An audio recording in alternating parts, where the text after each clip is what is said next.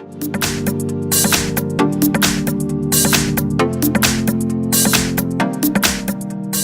I have GIONEE P7 Max, and let me show you how to change wallpaper on the following device. So at the very beginning, let's start by using the home screen. Choose settings. Here you need to find and select the display. It's under basic settings. Select here wallpaper, and you can use lock screen wallpaper or desktop wallpaper. Let me use lock screen. Here you can use one of the following wallpapers from your gallery, from gallery prepared from GIONEE. Let me use, for example, the following one.